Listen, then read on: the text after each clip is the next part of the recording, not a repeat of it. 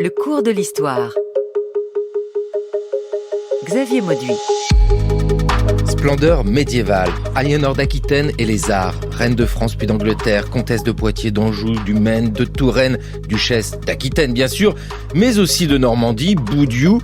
Voilà une belle litanie de titres. Aliénor d'Aquitaine, une femme à inscrire dans son siècle, celui d'une effervescence de création artistique, celle des troubadours, des trouvères, des auteurs, des autrices, l'amour courtois, la légende de Bretagne, la légende arthurienne, Chrétien de Troyes, Marie de France et tant d'autres. Peu de siècles, avec tant de lait, ont été si belles. Monseigneur, vous m'avez fait mander ? Marie de France. Ah, le beau nom. Celui de notre première romancière. Il est sûr que Chrétien, si merveilleux conteur soit-il, n'a pas écrit pour le simple divertissement de son public. Il veut plaire, mais instruire aussi. Trouvères du Nord et troubadours du Midi ont gardé ce caractère d'être en effet des compositeurs de musique en même temps que des auteurs de paroles, des chansonniers poètes. N'êtes-vous pas effrayé ? Dieu ne nous fera aucun mal si nous n'avons pas péché. Une évocation de cette effervescence artistique. Bonjour Bénédicte Milambov. Bonjour. Bonjour Cathy Bernard. Bonjour. Toutes les deux, vous allez nous parler d'Aliénor d'Aquitaine, c'est sûr, mais aussi de ce siècle. On peut tout de suite, Cathy Bernard, évoquer l'effervescence artistique du XIIe siècle. Qu'est-ce qui se passe à ce moment-là ? Il y a aussi bien dans le nord de la France que dans le sud de la France, du reste, une explosion littéraire portée par les troubadours, donc en Languedoc, dans le sud de la France, et par les trouvères en Languedoil ou en Languedoc, dans le nord de la France. Cette explosion littéraire, elle est en chanson, mais pas uniquement. Plus tard, il y aura des romans, qu'écrira Chrétien de Troyes, mais pas uniquement. Et cette explosion en chanson, elle est faite en langue vernaculaire, donc, et elle fait œuvre de littérature dans la mesure où, dès l'origine, la première manifestation de l'art troubadouresque, qui est celle du grand-père d'Aliénor, Guillaume IX d'Aquitaine, l'illustre Guillaume IX d'Aquitaine, on a une poésie qui, quoi qu'on veuille bien en dire, apparaît abouti dans un raffinement de la pensée comme dans un raffinement de la forme. Vous venez d'évoquer la France, bien sûr, nous avons une carte mentale qui s'inscrit devant nous avec cette France qui n'est pas la France d'aujourd'hui, mais qui, même si elle est divisée en plusieurs entités, conserve une culture, alors peut-être pas commune, mais avec des échanges constants. Vous l'avez évoqué, les trouvères, les troubadours. Ce n'est pas la même langue. Ces deux langues, langue d'oc et langue dog, sont-elles très différentes ?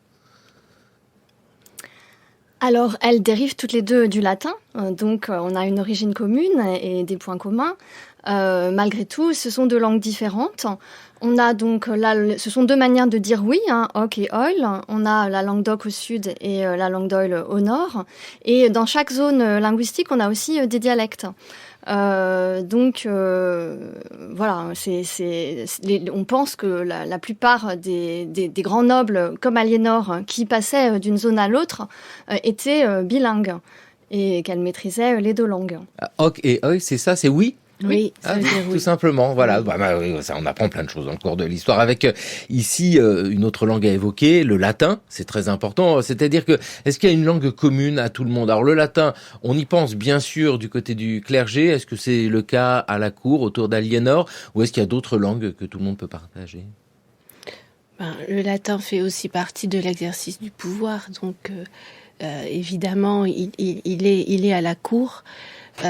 Et puis il y a toute une littérature, de toute façon, en latin, qui a été là pendant une très grande partie du début du Moyen-Âge, et dont le latin va pas disparaître, évidemment, du jour au lendemain. Il continue à être là, et dans les courriers, dans les chartes, évidemment, il est la langue d'exercice du pouvoir. Bénédicte Milambov, vous êtes maîtresse de conférences en littérature médiévale à l'université Sorbonne Nouvelle. Avec, c'est vrai, cette langue, c'est très important parce qu'on parle beaucoup de littérature. Il y a l'aspect très concret de la chose qui est comment transmettre ce que l'on a à dire. Il faut se faire comprendre. C'est ça aussi cette idée du XIIe siècle, c'est se faire comprendre. Tout à fait. Donc, on a jusqu'alors une vie intellectuelle qui a plutôt lieu en latin. avec donc ces clercs, tous les intellectuels qui peuvent vivre à la cour ou dans les monastères ou les centres intellectuels de l'époque, donc qui échangent entre eux. Et puis, donc à partir du XIIe siècle, apparaît cette grande nouveauté qui va être le fait d'écrire en langue vulgaire, avec donc à la fois au sud et au nord, des productions littéraires qui vont être notées par écrit. Et puis toujours rechercher d'où viennent ces productions.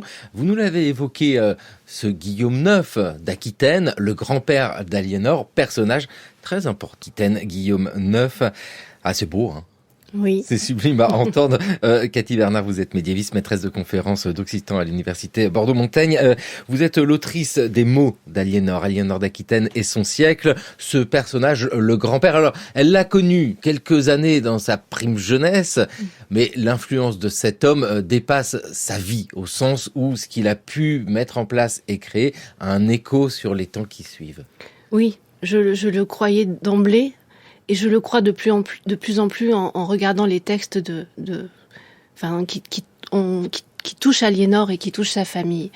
C'est-à-dire que ce n'est pas parce que forcément au Moyen-Âge on cite un auteur que l'on ne fait pas référence à cet auteur. Et il est manifeste qu'en fait, la poésie de Guillaume IX jalonne la vie d'Aliénor, ou en tout cas des auteurs qui peuvent être reliés à elle. C'est le cas de Bernard de Ventadour, par exemple. Ce sera le cas du fils même d'Aliénor, Richard Cœur de Lion.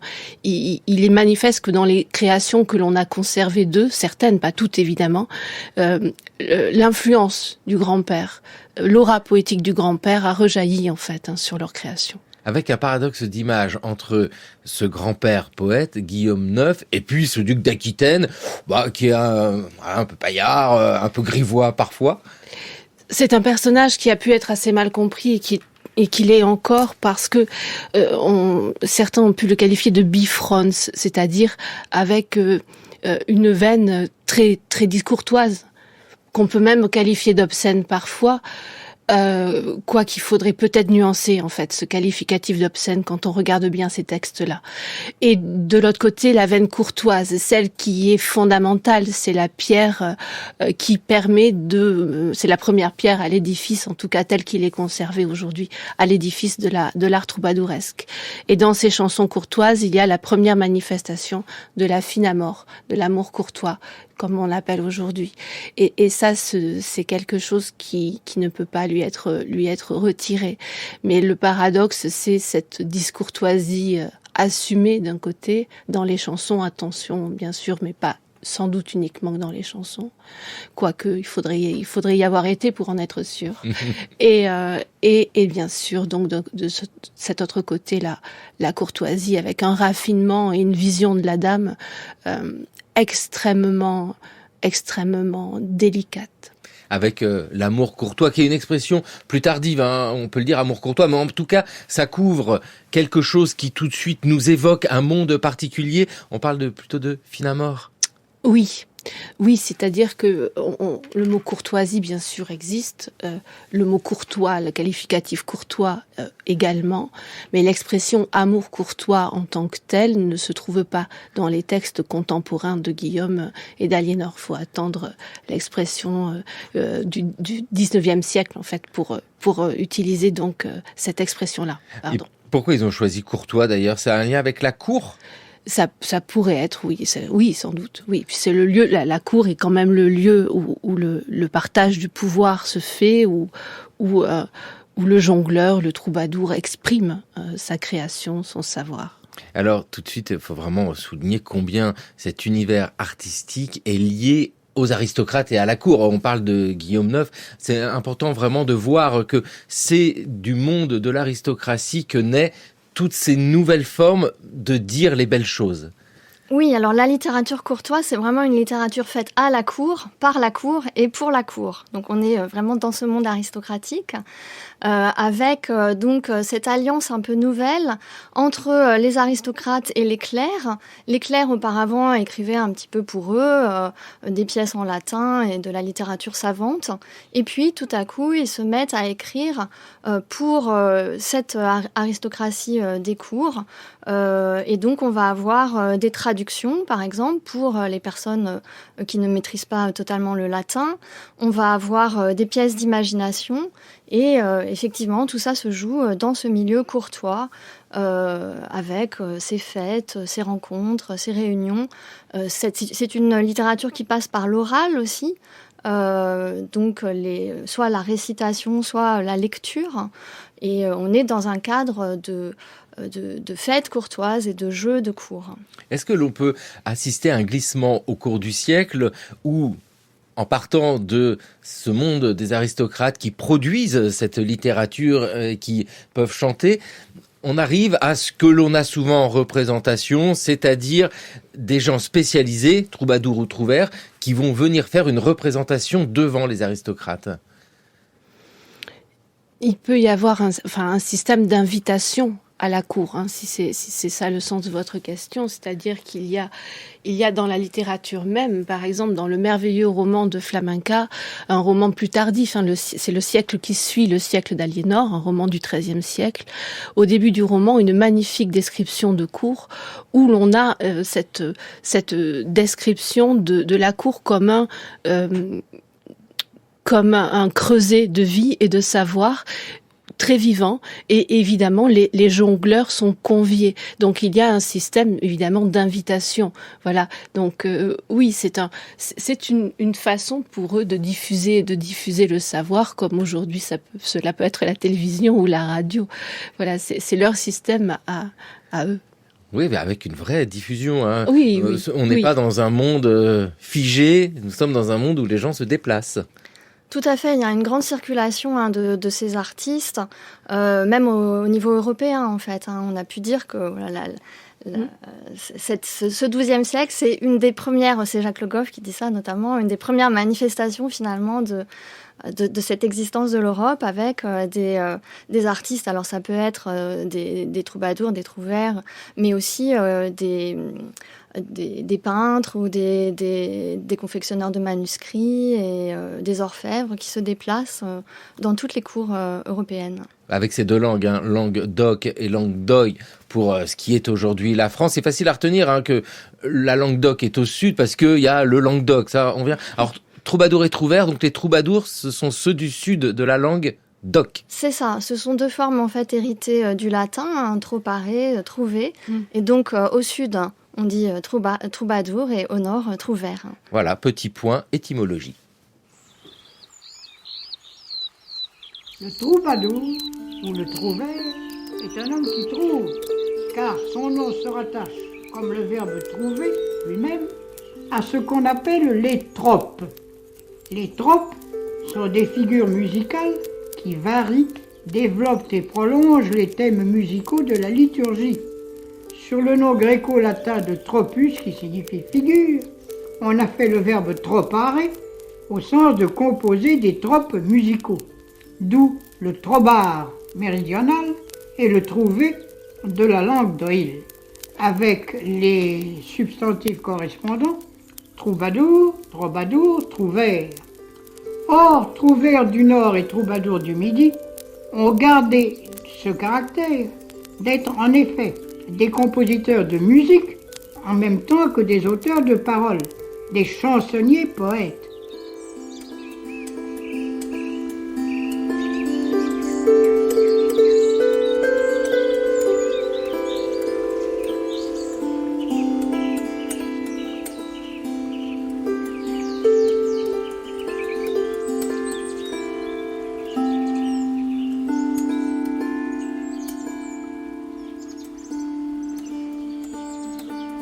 Quand la lasita movere,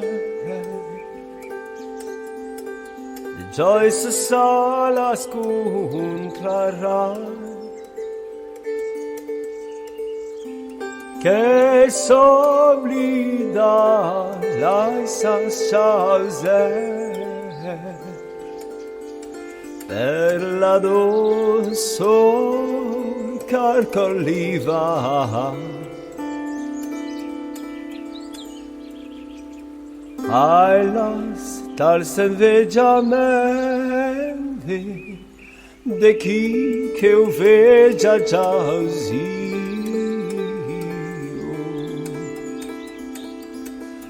meraviglia sai cardesse lucor de desirie non fu.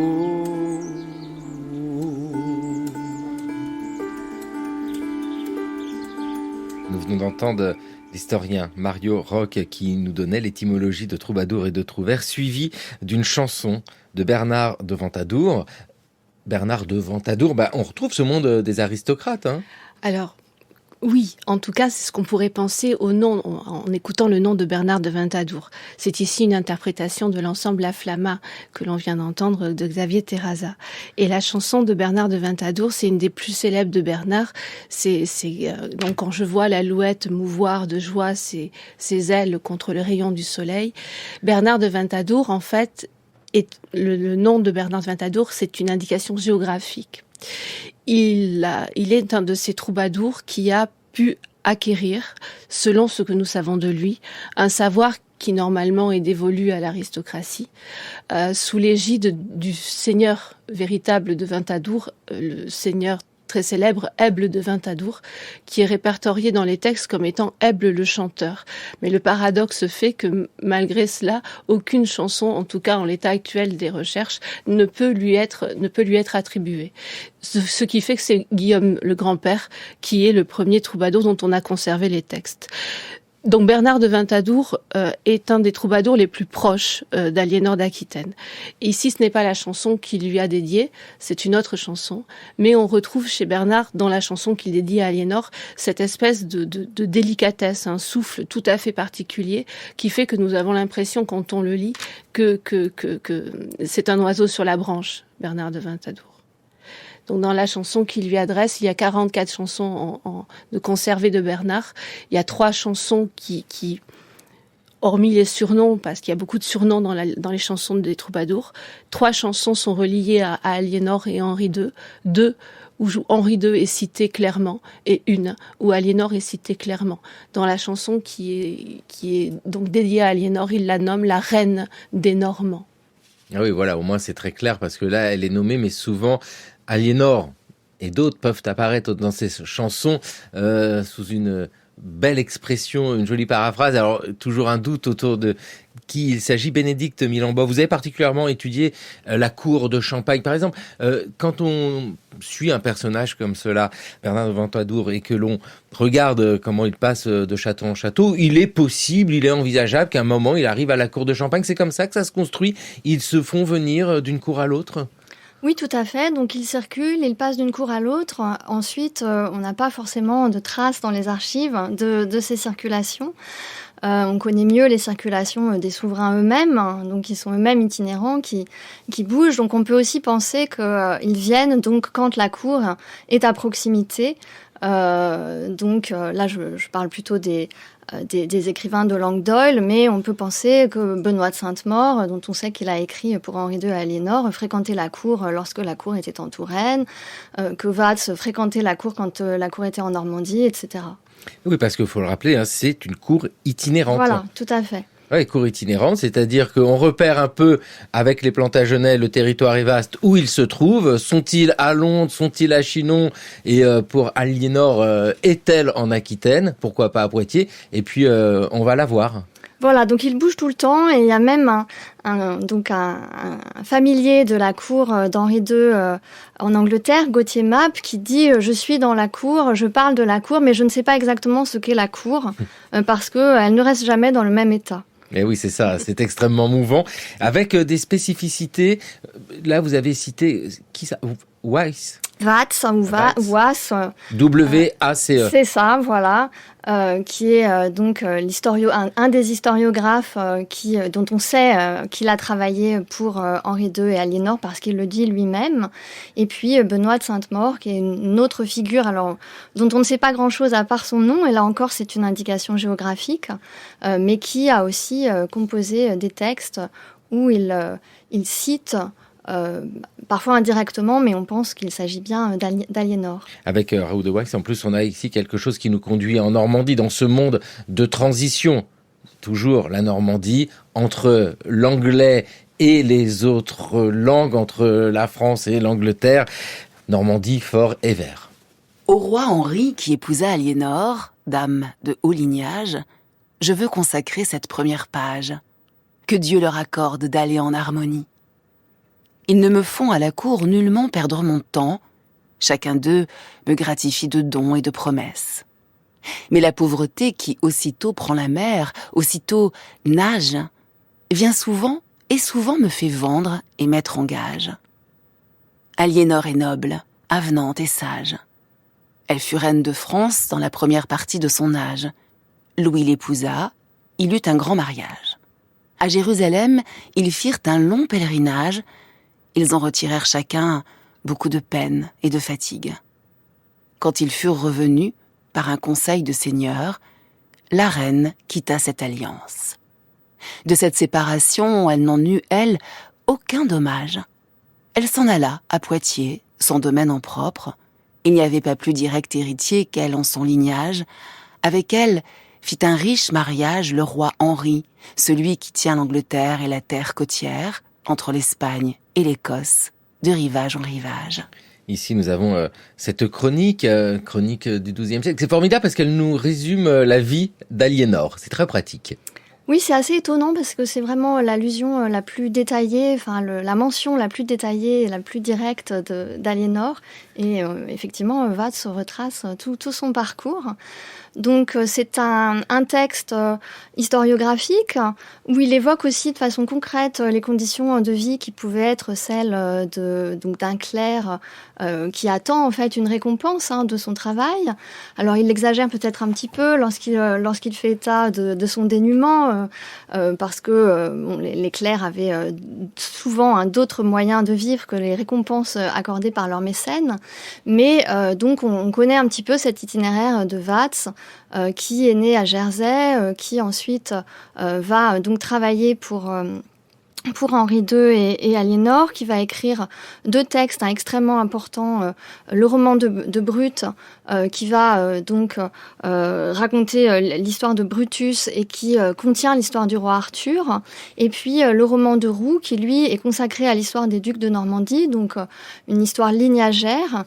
Et on sait aussi, parce qu'il le dit à la fin du roman de Roux, que Henri II va lui demander d'arrêter en fait d'écrire à son grand désespoir, et c'est un autre qui va prendre la suite, Benoît de Sainte-Maure, et qui va écrire une chronique des ducs de Normandie. Oui, on retrouve ces échanges, c'est une discussion constante. Avec, le mot a été prononcé, le mécénat, mécène. Cathy Bernard, c'est quoi ce mécénat? Est-ce qu'on peut dire que Aliénor d'Aquitaine fait preuve de mécénat? C'est-à-dire que le mot mécène peut avoir un sens très large, c'est-à-dire que soit c'est une commande proprement dite, ce qui semblerait être le cas sur l'extrait que nous venons d'écouter, un mécénat commun entre elle et Henri II. Les deux sont loués de façon tout à fait incroyable dans l'extrait.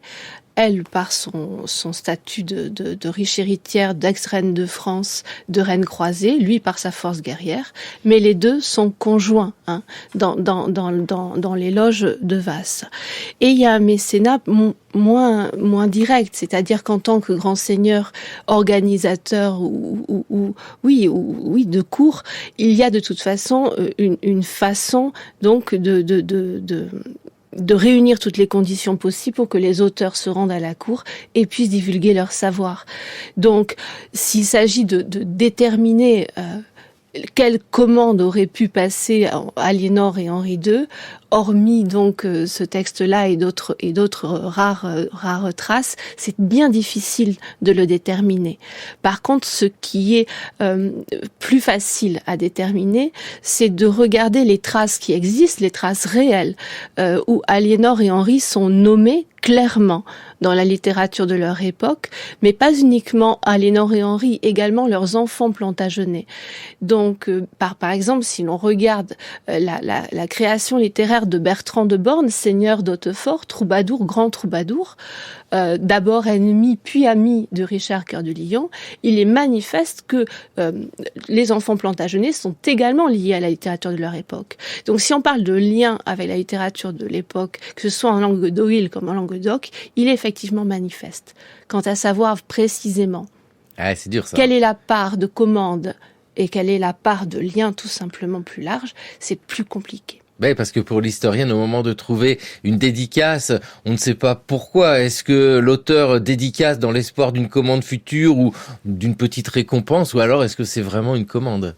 Voilà, tout à fait. Parfois, on a cet espoir de récompense. Alors, pour Watts, on sait qu'il a obtenu une prébende à Bayeux, donc une charge ecclésiastique qui lui assurait des revenus plus importants que ce qu'il devait avoir auparavant.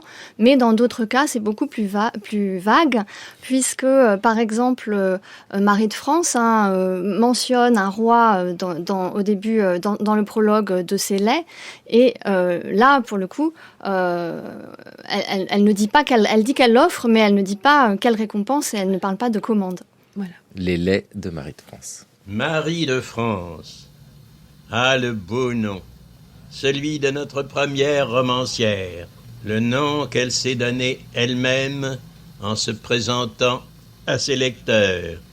Marie et nom, si suis de France. Évidemment, ses attaches avec l'Angleterre sont incontestables.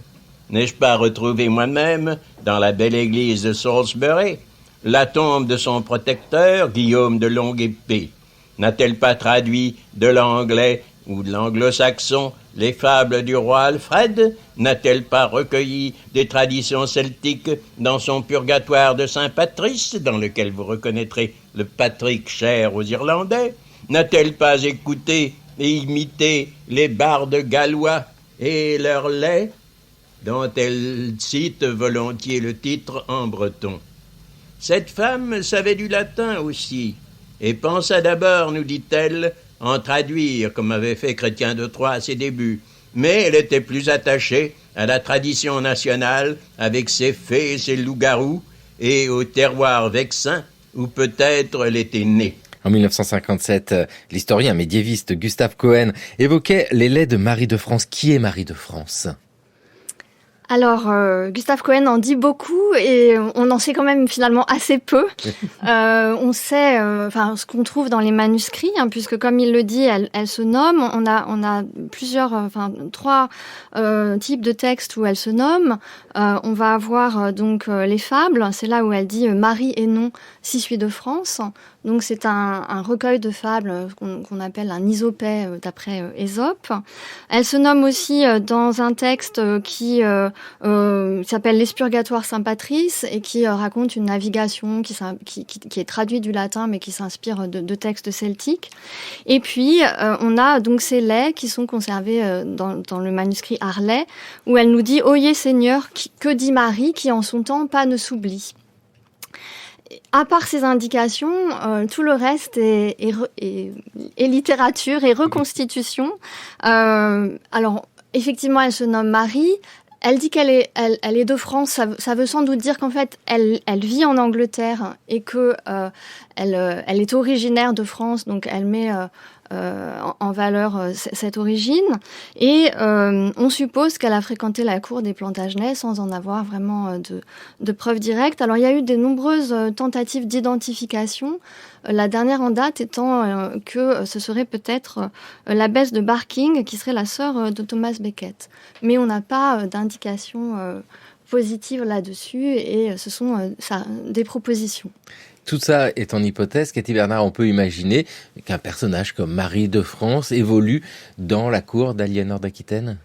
Oui, on peut l'imaginer. On peut l'imaginer, mais comme le dit très bien Bénédicte, on ne peut pas faire autre chose qu'imaginer pour le coup et formuler des hypothèses.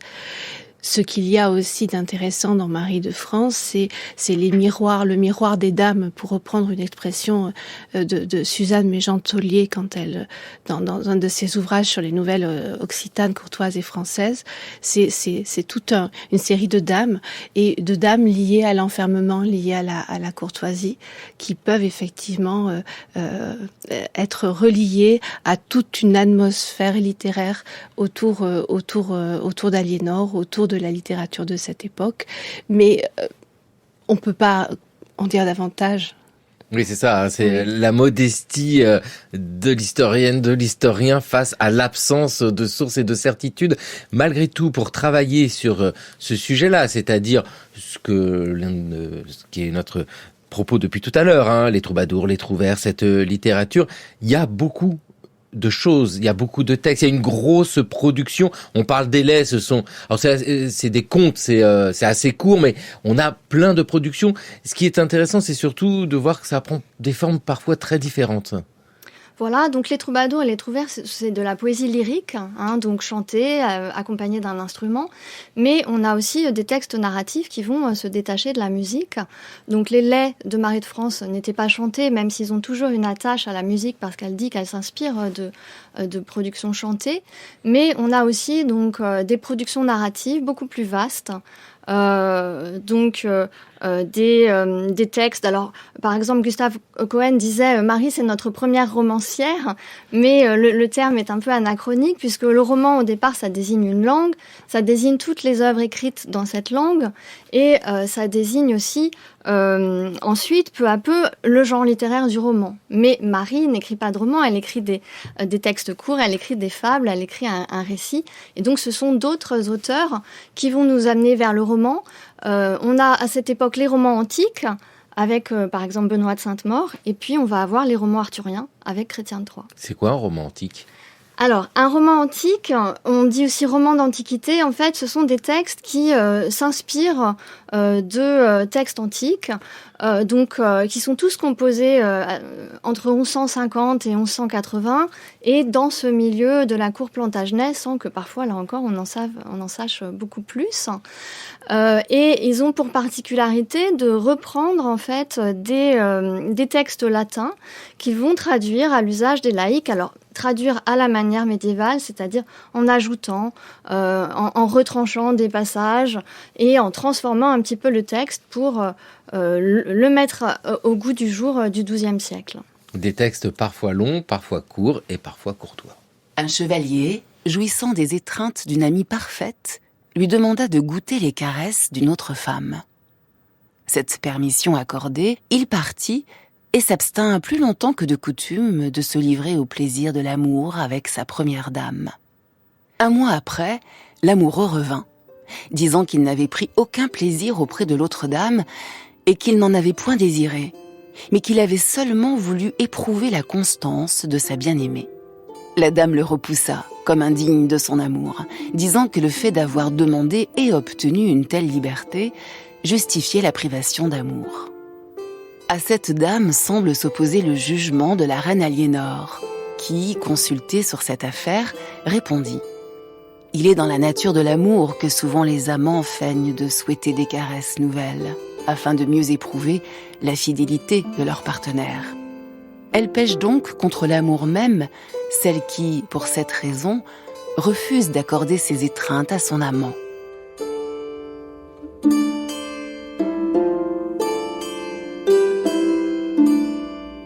France Culture, le cours de l'histoire. Xavier Mauduit. Le traité de l'amour d'André Le Chapelain. Nous sommes à la toute fin du XIIe siècle. C'est une lecture de Frédéric Labussière dans le cours de l'histoire sur France Culture. Ce traité de l'amour, mais que cela signifie, qu'est-ce ? Alors c'est un texte un peu étrange, effectivement. Donc déjà c'est un texte en latin, donc qui est écrit à la toute fin du XIIe siècle, par un personnage là encore dont on ne sait pas grand-chose. Il se désigne comme le chapelain, donc c'est sans doute un ecclésiastique, mais il peut être aussi, ça peut être tout simplement un secrétaire. Et il va en fait théoriser a posteriori, dans un traité qui imite la forme savante, toute la production des troubadours, des trouvères et aussi les romans qui l'ont précédé. Et donc il commence par définir l'amour, dans quelles conditions est l'amour, entre quelles personnes peut se développer l'amour. Et puis il va donc insérer une série de jugements où il fait intervenir différentes dames, dont Aliénor, mais aussi sa fille Marie de Champagne et d'autres dames, une dame du Sud, par exemple Ermengarde de Narbonne. Et ces jugements sont, il faut bien le dire, quand même assez étranges, surtout ceux attribués à Aliénor, en fait, et à sa fille Marie. Ce sont en fait des paradoxes souvent qui attestent du goût de cette civilisation, de ce monde courtois pour la casuistique amoureuse. Il va s'agir de déterminer ce qui est bien, on va demander aux dames ce qu'elles en pensent et on prend des situations un petit peu complexes et les dames vont pouvoir s'exprimer, mais en fait le débat n'est pas tranché et il peut se continuer. Et donc ce jugement qu'on a entendu, il continue aussi une forme qu'on connaît dans la poésie lyrique, qui est celle des jeux partis, c'est le terme donc du Nord, mais qu'on appelle les tanso, les partimènes au Sud, et qui là aussi en fait propose des débats avec des situations parfois toutes plus étranges les unes que les autres. Donc ce type de question, ça peut être est-ce qu'il vaut mieux aimer une femme mariée ou une jeune fille ? Ou bien, est-ce qu'il vaut mieux passer une nuit avec son amie et ne plus jamais la revoir, ou jouir de son amour toute sa vie sans jamais coucher avec elle ? Je vous laisse... On va réfléchir. Effectivement, les questions se posent toujours, mais alors avec des mots peut-être moins choisis. Dites-nous, Cathy Bernard, c'est très intéressant de voir comment, à la toute fin du XIIe siècle, est théorisé, on peut le dire ainsi, ce que l'on a appelé par la suite l'amour courtois, qui naît chez Aliénor, enfin par son grand-père, quelques décennies plus tôt. Oui, la casuistique amoureuse fait partie vraiment, c'est leur grande affaire. Ce n'est pas la seule thématique utilisée ou traitée par les troubadours, mais c'est la grande affaire. Et pour ce qui est d'André Le Chapelain, effectivement, c'est un texte tout à fait une source pleine, enfin pour moi en tout cas, fait pas que pour moi d'ailleurs, pleine de questions. Ce que je peux dire pour de mon côté, c'est que on trouve ces sortes de tribunaux amoureux dans des nouvelles occitanes du XIIIe siècle. Par exemple, une nouvelle de Raymond Vidal des Bessalus, où à la cour donc d'un seigneur catalan, Hugues de Mataplane, une sorte de tribunal amoureux en fait est créé pour trancher sur une question amoureuse. Donc ce sont des choses que l'on trouve aussi en dehors d'André Le Chapelain, donc dans la littérature occitane. Que ce que fait André Le Chapelain soit une retranscription de dialogue ou de jugement qui ait eu véritablement lieu, je ne le pense pas. Par contre, comme vous le disiez, Bénédicte, je pense que c'est effectivement une transposition, une synthèse peut-être de ce qu'il a pu lire ou compiler lui-même, effectivement. Et la place de ces dames, il y a aussi Élisabeth de Vermandois, qui est en fait la nièce d'Aliénor, dans ces dames. Est-ce que c'est une façon de valoriser ces dames ou est-ce que c'est une façon de les critiquer ? Le texte d'André Le Chapelain est très ambigu sur la question. Et donc, pour bien savoir ce qu'est l'amour courtois, la chair vive dans laquelle est né cet amour courtois à la fine à mort, il faut revenir au début, au texte du XIIe siècle, oui. En fait, pour bien comprendre cette essence-là. Voilà. Avec ce personnage d'Aliénor qui est cité dans ce traité de l'amour, par exemple. Elle est elle-même déjà un personnage, j'ai envie de dire, incontournable. C'est-à-dire que elle apparaît ici et là et on doit la faire apparaître. Pourquoi ? Parce que c'est une figure majeure du siècle qui est déjà connue. On connaît très bien l'histoire d'Aliénor d'Aquitaine parce qu'elle a été reine de France et ensuite reine d'Angleterre. Oui. C'est un personnage qui est de toute façon incontournable, de même que sa fille, et du reste, Marie de Champagne, qui est peut-être un peu moins connue aujourd'hui, mais qui a œuvré sans doute autant que sa mère dans les cours qu'elle a tenue pour la diffusion, plutôt bien sûr la diffusion des chansons de Trouvère évidemment, pour la diffusion donc de la création littéraire à son époque. Donc ce sont des figures comme Ermengarde de Narbonne du reste et Elisabeth de Vermandois qui sont des figures de femmes mécènes, ou en tout cas considérées comme telles, ou en tout cas considérées comme œuvrant à la diffusion de la littérature de leur temps. A-t-elle écrit, Aliénor ? A-t-on des traces de ce qu'elle aurait pu rédiger ? Elle a donc sous sa dictée, on a des chartes évidemment et des lettres, mais en tant qu'auteur, malheureusement, on n'a rien qui soit conservé. À moins qu'un surnom ait été utilisé, mais là c'est au hasard des recherches qu'on pourrait éventuellement trouver quelque chose, mais je ne pense pas. Ce qu'on peut dire, c'est qu'effectivement, malheureusement, Aliénor, pour prendre un terme occitan, n'était pas une troubaïritz, une femme troubadour. Mais bon. Mais on peut toujours imaginer quelque chose, parce que son grand-père, Guillaume IX, a une sacrée réputation, et puis on va dire que ça se transmet peut-être. Faut regarder du côté des enfants. Avez-vous fait bonne traversée ? La Manche s'est-elle ouverte en deux pour vous ? Elle s'est calmée quand je le lui ai ordonné. Je n'ai pas songé à lui en demander davantage. Quelle gentillesse est la vôtre de me faire sortir de ma geôle. C'est seulement pour les fêtes. Comme une écolière, vous me rajeunissez.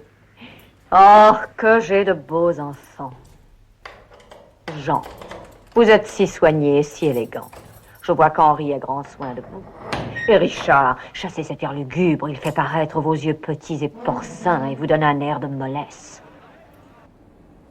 Già nel somprir non dira sarrazu adrecciamen sicum hom dolens nu mais per cunor de uom faire chansu brunai d'amis mas pau presolidu Anc salure si per mare sensu estaudus hiverns pris.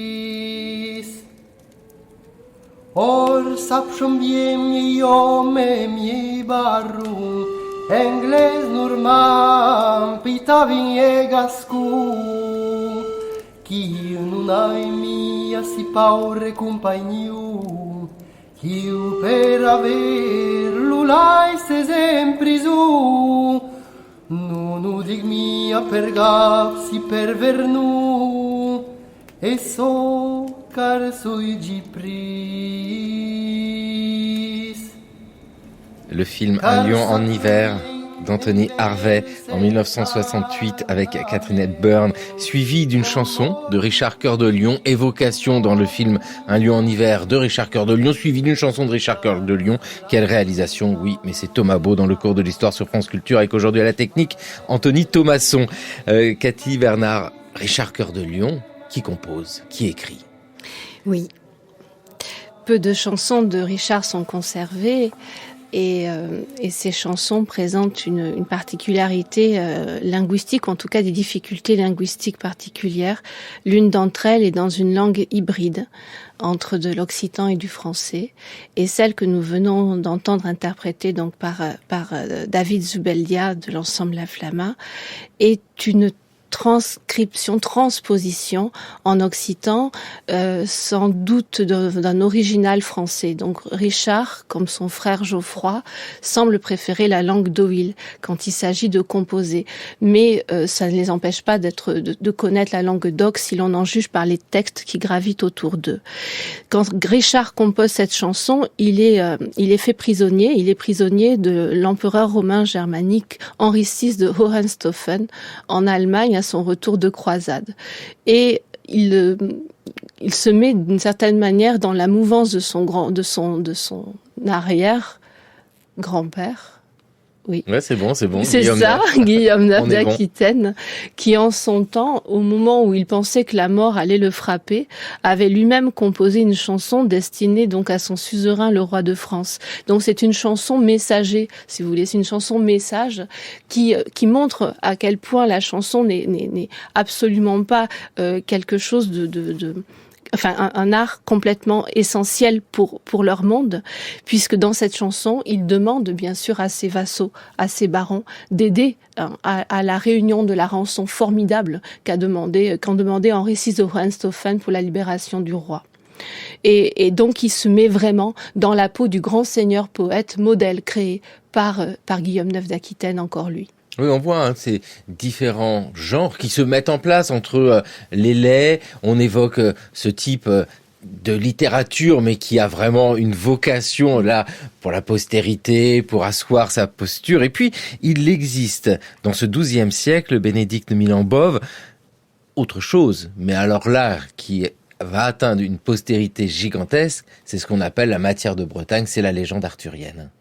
Voilà, tout à fait. Et donc la matière arthurienne, elle se développe en lien avec cette cour Plantagenet, à travers le roman de Brut, de Watts, dont je parlais brièvement tout à l'heure, qui donc constitue l'histoire des rois de Bretagne depuis les origines. Donc Brutus, arrière-petit-fils d'Énée, puisqu'il y a ce mythe des origines troyennes de l'ensemble en fait des royautés du monde occidental. Et puis Watts déroule le cours des rois bretons en dédiant une large part à Arthur, et il traduit en fait une œuvre en latin de Geoffroy de Monmouth en insistant sur cette cour arthurienne, sur le côté courtois de la cour. Donc on a cette œuvre extrêmement importante. Et puis on va avoir tous les romans de Chrétien de Troyes. Alors le lien de Chrétien de Troyes et d'Aliénor d'Aquitaine n'est pas direct, puisque alors ce dont on est sûr en revanche, c'est qu'il travaille donc pour la fille d'Aliénor d'Aquitaine, Marie de Champagne, puisqu'il le dit dans le prologue du Chevalier de la Charrette, et il dit même que c'est Marie de Champagne qui lui a, là pour le coup, passé commande et donné le sujet. Donc on parlait de l'activité littéraire des enfants d'Aliénor, on a parlé de Richard. Marie de Champagne donc n'écrit pas elle-même, mais elle donne le sujet à Chrétien.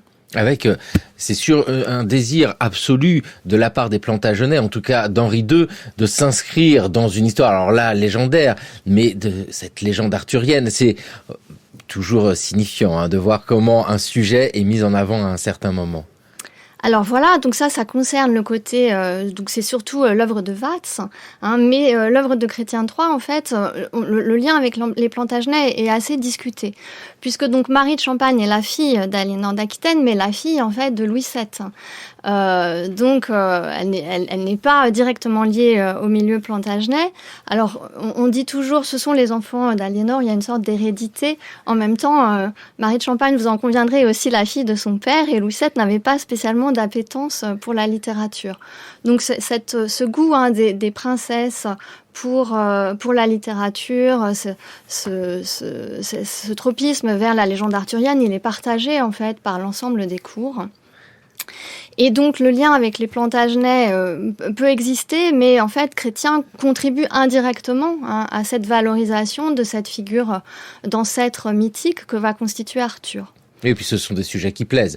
De manière très concrète, c'est ça aussi qui met en avant certains aspects, c'est qu'il y a un public qui attend cela. Oui. Exactement, on sait donc même les moines, on a certaines déclarations qui disent que pour réveiller les moines un peu endormis pendant un sermon, il faut se mettre à parler d'Arthur, et là tout à coup tout le monde écoute, et donc la légende arthurienne plaît dans tous les milieux. Oui, c'est encore le cas aujourd'hui.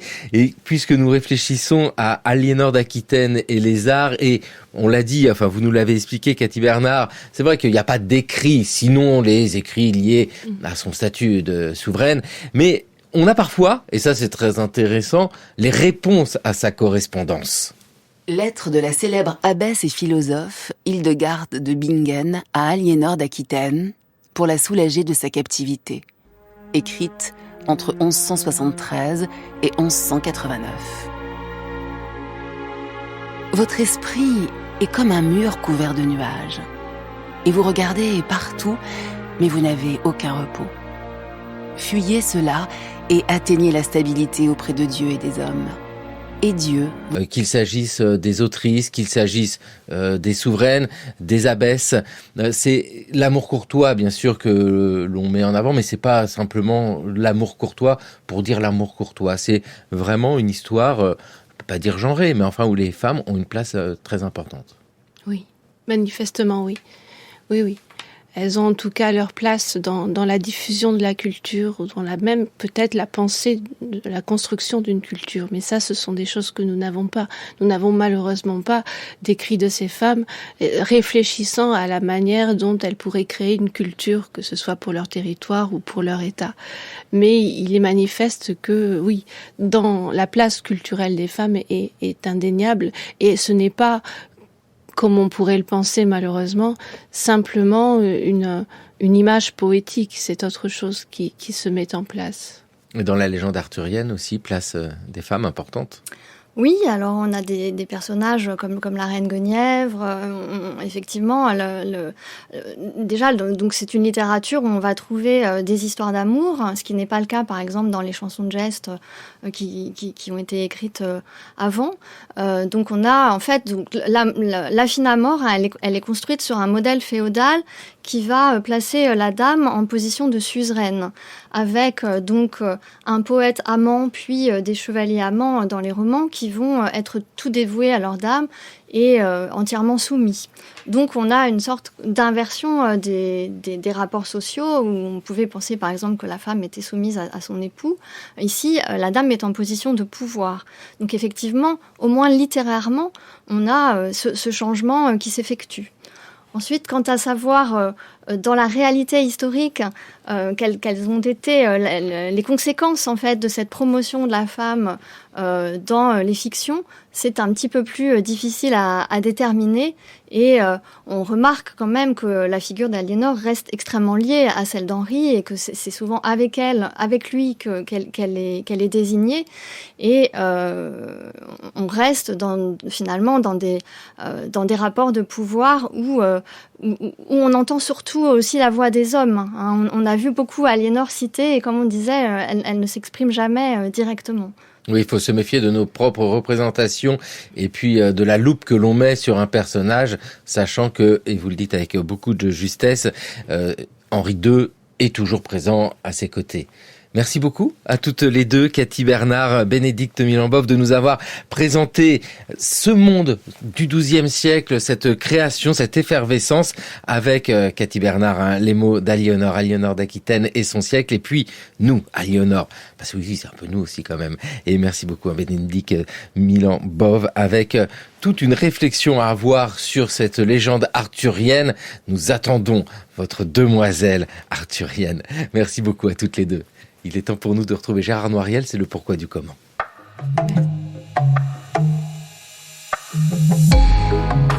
Pourquoi revisiter le Paris du XIXe siècle ? Paris, capitale du XIXe siècle, est un livre de Walter Benjamin, publié à titre posthume en 1982. Ce philosophe allemand, ayant dû fuir le nazisme, s'était installé à Paris en 1933 pour se lancer dans un projet d'écriture dont le but était de noter l'ambivalence des traces que nos prédécesseurs nous ont léguées afin d'y repérer des possibilités de vie qui ont avorté ou qui ont échoué. Dans son Histoire de Paris, capitale dès XIXe siècle, paru en 2021, l'historien Christophe Charles adopte une perspective qui s'apparente à celle de Walter Benjamin. Le pluriel adopté pour le mot « capitale » et pour XIXe siècle, indiquant, dès le titre, la volonté de déconstruire la vision stéréotypée que les images d'Épinal ont fixée de la métropole parisienne. Mais dans son ouvrage, ce sont les outils de l'histoire sociale qu'il mobilise pour se lancer dans un parcours qui privilégie 3 grands moments. Le premier couvre la période qui s'étend quasiment sur un demi-siècle, depuis la chute de Napoléon Ier jusqu'à l'avènement de Napoléon III. Au cours de ces décennies, la ville de Paris a connu une croissance phénoménale de sa population, illustrée par l'afflux d'une multitude de migrants que l'on ne distinguait pas encore par leur nationalité. Nous sommes toujours dans un monde où la séparation des classes n'est pas complètement fixée dans l'organisation de l'espace. Au sein des mêmes immeubles, c'est encore l'étage qui correspond au statut. Mais les progrès d'une économie libérale, reposant sur la loi de l'offre et la demande, alimentent des tensions qui s'observent non seulement dans les ateliers des petites entreprises, mais aussi dans le monde des lettres auquel rêvent d'accéder les autodidactes provinciaux. Toutes ces discordances expliquent que le Paris des révolutions, né en 1789, se soit prolongé jusqu'en 1848. Le deuxième grand moment qui caractérise le Paris du XIXe siècle débute avec le coup d'État de Louis-Napoléon Bonaparte le 2 décembre 1851. C'est notamment en restructurant l'espace urbain que les dominants sont parvenus à rétablir l'ordre dans la capitale. La politique urbaine, impulsée par le baron Haussmann, le préfet de Paris, n'a fait qu'aggraver les tendances déjà amorcées dans les décennies antérieures. Désormais, le clivage de classe se déploie autour d'un axe horizontal séparant les beaux quartiers de l'Ouest et les quartiers populaires de l'Est. La Commune de Paris apparaît ainsi comme l'une des plus dramatiques conséquences de cette ségrégation sociale. La troisième période, dans l'histoire de Paris au XIXe siècle, débute quand la ville est devenue la capitale de la Troisième République. Christophe Charles mobilise les recherches comparatives qu'il avait réalisées auparavant sur les grandes capitales européennes pour souligner que Paris est resté une ville qui n'a pas les moyens, ni l'autonomie ou la volonté pour s'attaquer à certaines des maladies sociales ou sanitaires que d'autres capitales européennes ont mieux su éradiquer qu'elle. Malgré sa tour Eiffel et ses expositions universelles, le Paris des avant-gardes est resté aussi, pour une large part, la capitale des gens pauvres, comme c'était déjà le cas au début du siècle. Merci Gérard Noiriel, big up Christophe Charles. C'était le cours de l'histoire sur France Culture, une émission réalisée par Thomas Beau avec Anthony Thomasson à la technique et préparée par Jeanne Copet, Jeanne Delecroix, Toscane Viudès, Mathieu Copal et Maïwen Guiziou. Le cours de l'histoire, écoutez à podcaster sur notre site franceculture.fr et l'appli Radio France.